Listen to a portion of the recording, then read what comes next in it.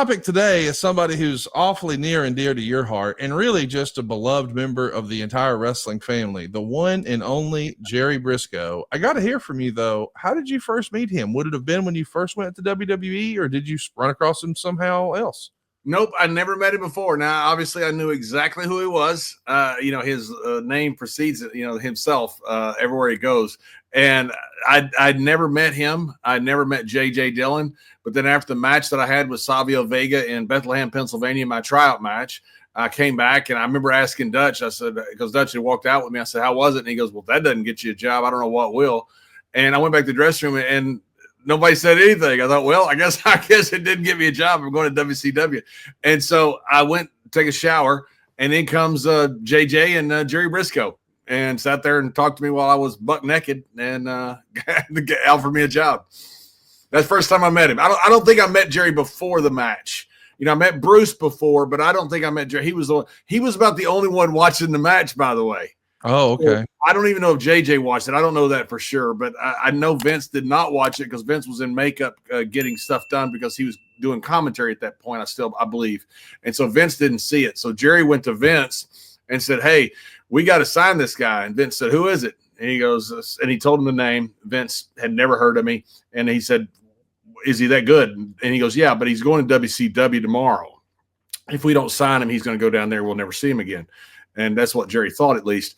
And Vince goes, sign him. So that was, Vince had enough belief in Gerald Brisco to let him sign somebody that Vince had never seen. So that's when Jerry came in, talked to me in the shower, and signed me. I hope every young wrestler who's looking to get signed heard that story. Not enough people in wrestling understand leverage today. That's right. They don't understand leverage at all. And they'll sit there and they'll say, and this is like a PSA, like exactly what you just did to young guys, they'll start to get signed somewhere and they'll quit doing all their other bookings.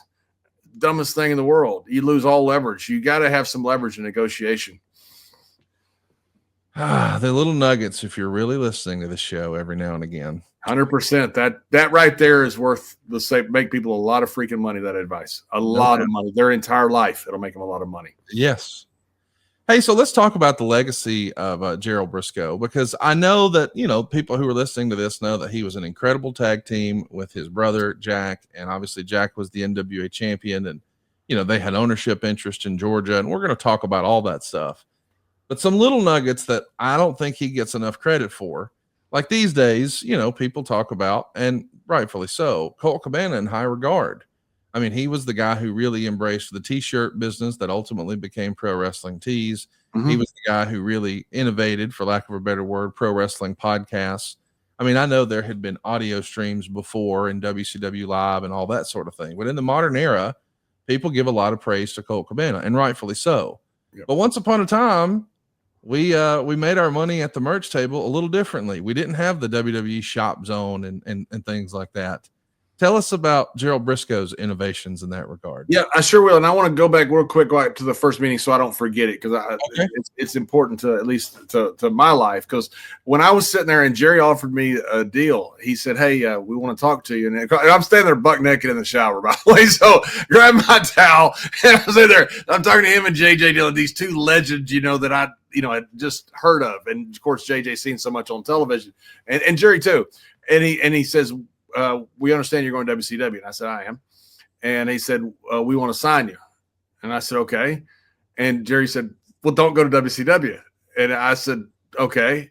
And he said, you could tell we're kind of at this standoff. And he said, well, how do we know you're not going to WCW? I said, how do I know you're going to sign me? And he said, I'll give you my handshake.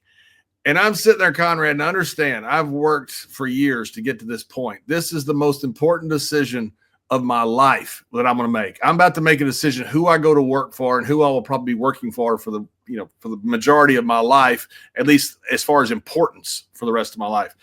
And I've got to make a judgment. Do I trust this man behind the hand enough to shake his hand and say, okay, I'm going to do this and forego this, any type of leverage that I have of anywhere else, and tell WCW I'm not coming. And I sat there for just a couple seconds and I thought, oh my God, I'm not qualified to make this decision. I can't read this man's mind. I don't know him. So I just looked at him And I thought, you know what? There's something about Gerald Brisco that I trust. And I literally thought that. As I sat there and looked at him, I thought there's something about this man I trust. I shook his hand, and it was the best decision that I've ever made. Not only did I go with the right company, no offense to WCW, but with Vince and Jerry there and Bruce, I did so much better, I think, that I probably would have done WCW. But I got a friend for life for Gerald Brisco for 30-plus years now, and that's been a more blessing than anything I've ever done as far as a career or anything else. So but that moment, though, about realizing if I'm going to shake this hand, I'm making the business decision of my life based upon a person I've never met before. But for some reason, I trusted Gerald Brisco, and it worked out.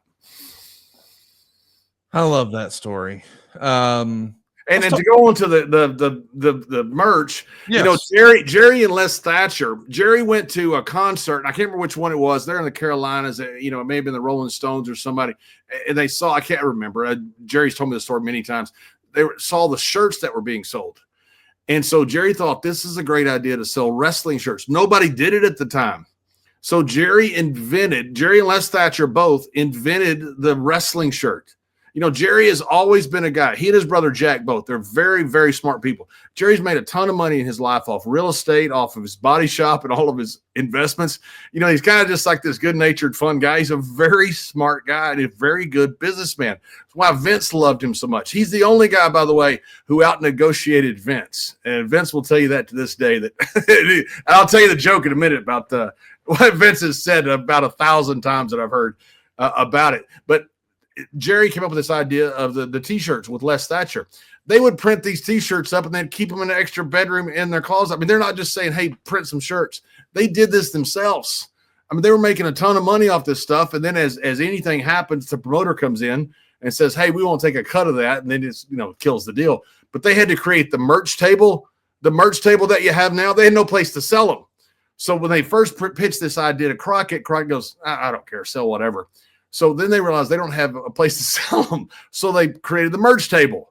They created all this stuff in the arena. These things are selling like hotcakes. And all of a sudden, Crockett and all the promoters go, hey, we want to get our cut, which was actually a huge cut. And so that's when Jerry and them kind of abandoned the whole idea. But they created the whole thing. And for a long time, printed the shirts themselves, stored the shirts themselves, sold the shirts themselves, and did all of this, the whole supply chain completely by themselves. It was really pretty revolutionary what Jerry did.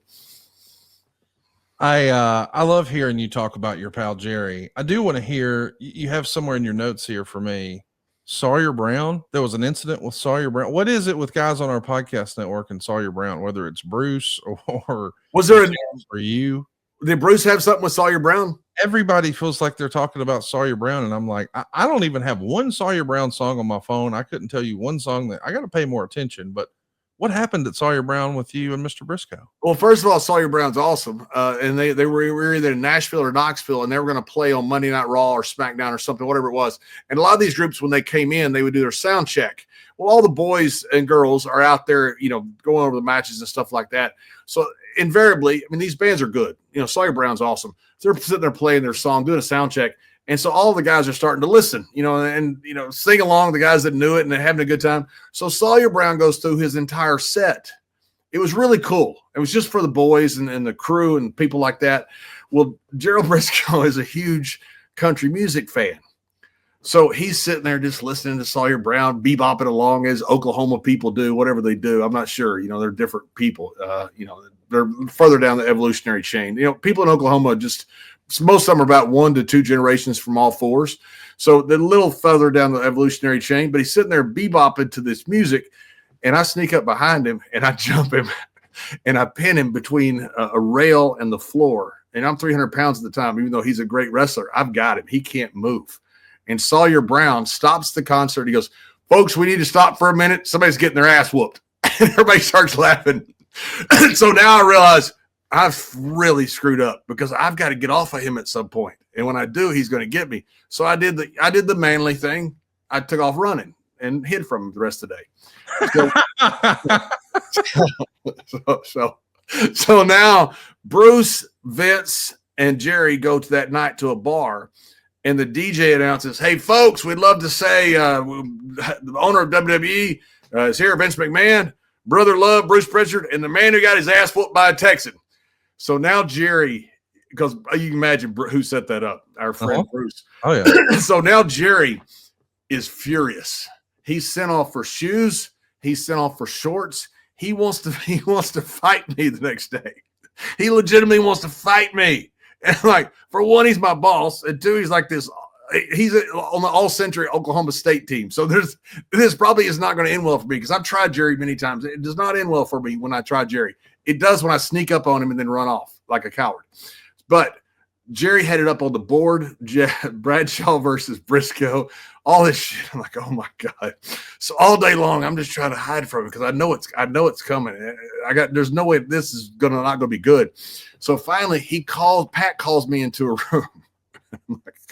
I should have known. I mean, this is like walking into your execution with like the Galfinos or somebody, the Godfather. It's just, I walk in this room and there's Jerry. And he's sitting there, and he's sitting right across from me. And I sit down, and he's chewing me out. He's going, John, listen, I'm a shooter. I've got this reputation. You can't do stuff like that to me.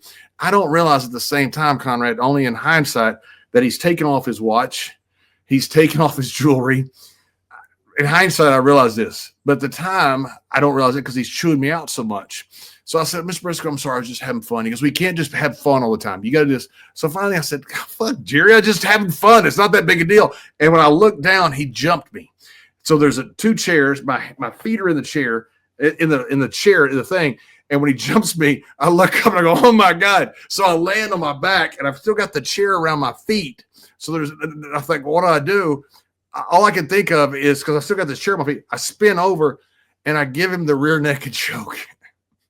And he's got me. And he's got me good. And I'm sitting there and I'm starting to go unconscious. He's going, tap, you Texas pussy. Tap, you Texas pussy. And I'm like, nope, I ain't doing it. By now, all the boys have come in. Now they see me. My face is red as a tomato. And I'm thinking, this guy, he's gonna choke me unconscious. I'm like, I don't really want to do this. So finally I go, okay, I'll tap. And I go, I said, I tap. He goes, nope, you got to tap like you mean it, you Texas pussy. So I'm like, oh, God, no. And I start to look around. The whole room is getting blurry. The whole room is everything's starting to fade. I'm like, he may kill me. So finally I tapped, and he was happy. He pulled me up and hugged me. He goes, that was great. We're friends again.